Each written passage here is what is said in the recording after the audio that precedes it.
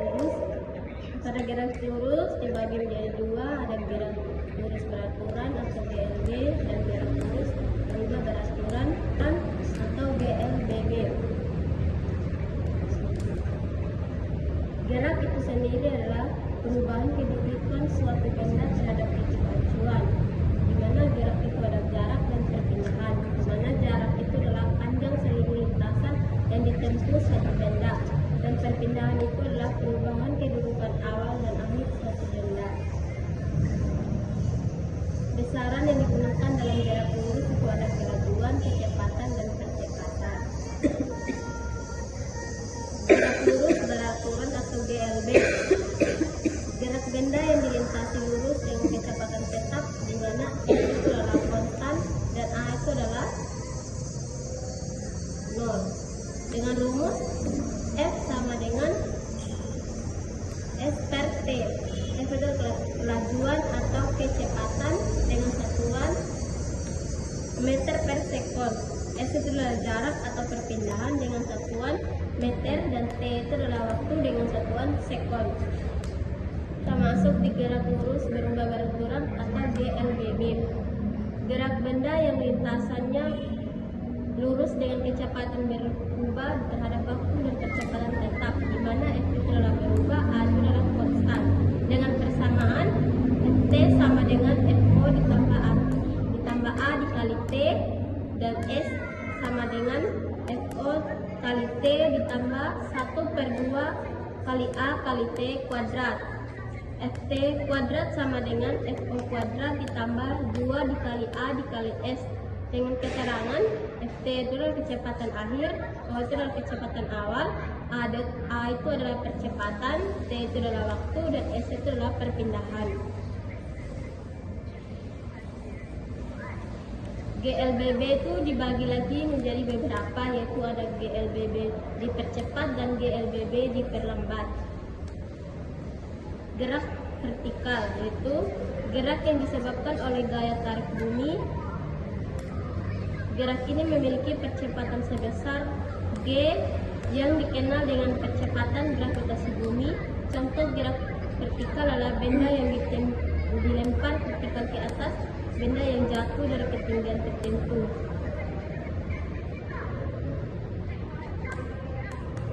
Macam-macam gerak vertikal. Ada gerak jatuh bebas. Istilahnya jatuh bebas dapat dipahami sebagian jatuh tanpa kecepatan awal. Jadi gerak jatuh bebas merupakan gerak lurus dengan percepatan konstan, yaitu FO sama dengan 0 dan A sama dengan G. Persamaan gerak jatuh bebas yaitu Ft sama dengan G dikali T, Ht sama dengan setengah dikali G dikali T kuadrat, Ft kuadrat sama dengan 2 dikali G dikali H. Ft sama dengan G kali T, sehingga 2H sama dengan G dikali T kuadrat, T sama dengan akar dari 2H per G. Kedua, gerak partikel ke atas, yaitu gerak partikel di mana benda mula-mula dilempar partikel ke atas, atau dengan kata lain benda memiliki kecepatan awal yang arahnya ke atas. Ketika di ketinggian maksimum, kelajuannya 0 meter per sekon, yaitu rumusnya Ft sama dengan FO min dikurangi G dikali T. Selanjutnya K sama dengan FO dikali T dikurangi 1/2 G dikali T kuadrat, terus Ft kuadrat sama dengan FO kuadrat dikurangi 2G kali H, di mana Ft itu adalah kelajuan akhir, FO adalah kelajuan awal, G adalah percepatan gravitasi, T serang waktu, dan H adalah ketinggian.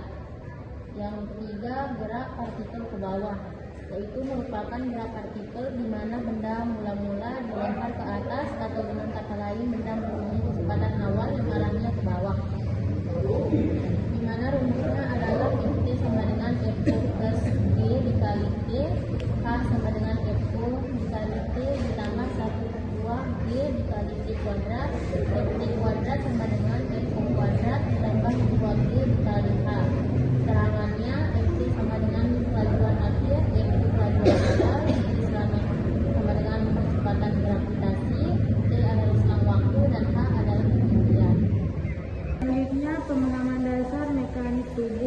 Banyak obat bekerja untuk sistem muskuloskeletal atau otot, tulang, sendi. Konsep gerak lurus membantu memahami bagaimana tubuh bergerak, gaya yang bekerja pada sendi, serta perhitungan biomekanika. Perhitungan alat dan teknologi farmasi. Pada teknologi farmasi, banyak mesin bekerja dengan prinsip gerak lurus. Contoh, piston pada alat tablet pres, pompa cairan infus, atau mesin pengaduk. Dengan konsep gerak lurus, farmasi bisa memahami kecepatan, percepatan, dan gaya pada alat. Distribusi dan penghantaran obat. Dalam farmakokinetika, obat di tubuh sering dimodelkan secara matematis mirip gerak lurus. Misalnya kecepatan absorpsi konstan, analogi dengan kecepatan konstan pada GLB. Difusi dan transportasi obat juga bisa memahami lewat konsep perpindahan atau kecepatan. Keselamatan kerja di laboratorium. Saat menggunakan alat yang bergerak, contoh sentrifuge, mesin tablet, konveyor, pemahaman tentang kecepatan gaya atau momentum membantu dalam aspek keamanan dan efisiensi kerja. Coba jelaskan saya soal nomor 2 yang bagian GLBB. Baik, di sini saya akan menjelaskan contoh soal GLBB yang dimana adapun bunyi soalnya yaitu piston mesin tablet bergerak lurus bolak-balik menekan serbuk obat dengan percepatan 2 m per sekon kuadrat dari keadaan diam hingga mencapai kecepatan 10 meter per sekon. Tentukan A. Waktu yang diperlukan piston mencapai kecepatan tersebut, dan B. Jarak yang ditempuh piston selama percepatan. Jadi cara penyelesaiannya yaitu yang pertama, sebelumnya harus kita ketahui percepatannya.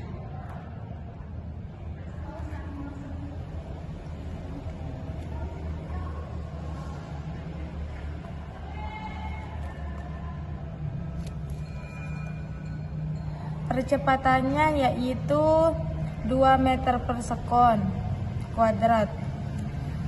Dan kecepatan awalnya yaitu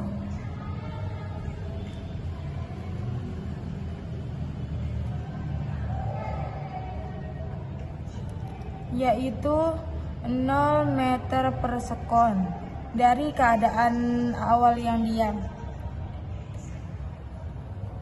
Terus kecepatan akhir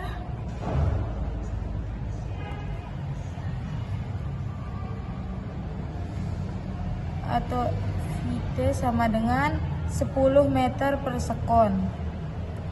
Nah, yang ditanya yaitu waktu dan jarak.